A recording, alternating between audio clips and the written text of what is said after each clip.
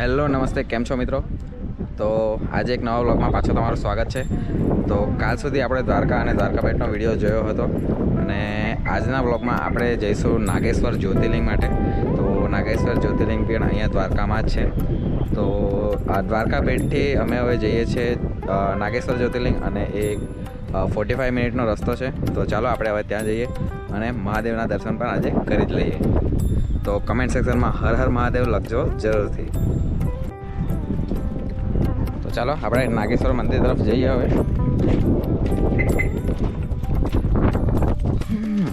હર હર મહાદેવ, હર મહાદેવ.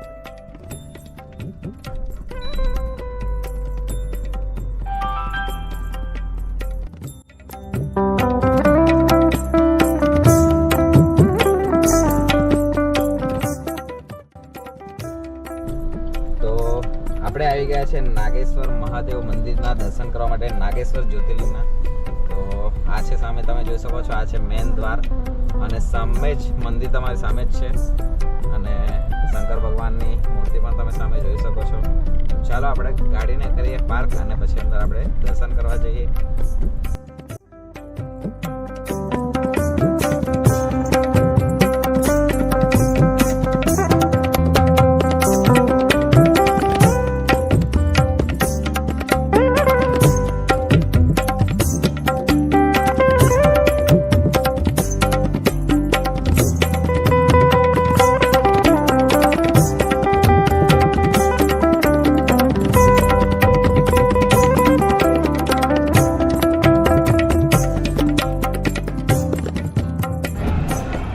મિત્રો આ તમે જોઈ શકો છો નાગેશ્વર મહાદેવ મંદિરનો ગેટ છે અને તમે ઉપર લખેલું જોઈ શકો છો દ્વાદશ જ્યોતિર્લિંગ દ્વારકા ભવન, દ્વાર ભવન શ્રી નાગેશ્વર મહાદેવ. એટલે કે આ એક જ્યોતિર્લિંગ 10મા જ્યોતિર્લિંગ છે મહાદેવનું.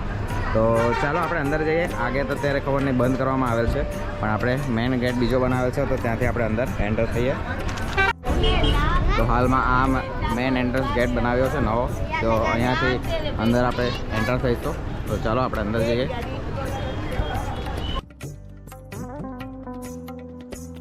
તો મિત્રો મેઇન દ્વારની અંદર એન્ટર થતાની સામે જ તમને નાગેશ્વર જ્યોતિર્લિંગ મહાદેવનું મંદિર જોવા મળશે.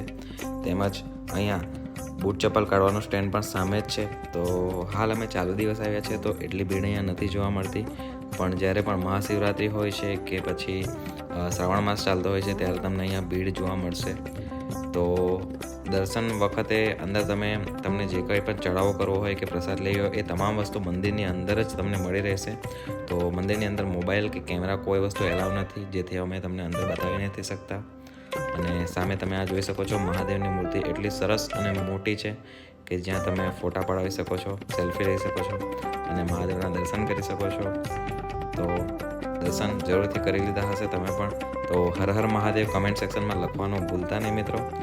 તો બીજી વાત અહીંયા કરીએ તો મંદિર એકદમ સરસ છે, મોટું છે, મહાદેવની મૂર્તિ પણ સરસ એવી મોટી છે. પણ નાગેશ્વર જ્યોતિર્લિંગ અહીંયા એટલું ડેવલપમેન્ટ હજુ એના એરિયામાં નથી. તો અહીંયા તમને ચાય, નાસ્તા, પાણી વગેરે મળી રહેશે. ટ્રાન્સપોર્ટેશનની વાત કરીએ તો મિત્રો તમે દ્વારકાથી તમને ઓટો રિક્ષા કાં તો બસ એવી તમામ સુવિધા તમને અહીંયા નાગેશ્વર સુધીની મળી રહેશે.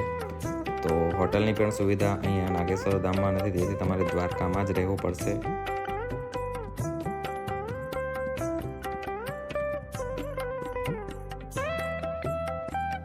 તો મિત્રો આ હતો 10મા જ્યોતિર્લિંગ નાગેશ્વર મહાદેવ મંદિરનો વિડીયો. તો બીજા પણ જ્યોતિર્લિંગના વિડીયો જેવા કે કેદારનાથ, ઓમકારેશ્વર, ભીમાશંકર, ત્રંબકેશ્વર એવા તમામ વિડીયો આપણી ચેનલ પર અવેલેબલ છે, તો એ પણ તમે જોઈ શકો છો. તો વિડીયો કેવો લાગ્યો મને કમેન્ટ સેક્શનમાં જરૂરથી બતાવજો અને કમેન્ટ સેક્શનમાં હર હર મહાદેવ લખવાનું ભૂલતા નહીં.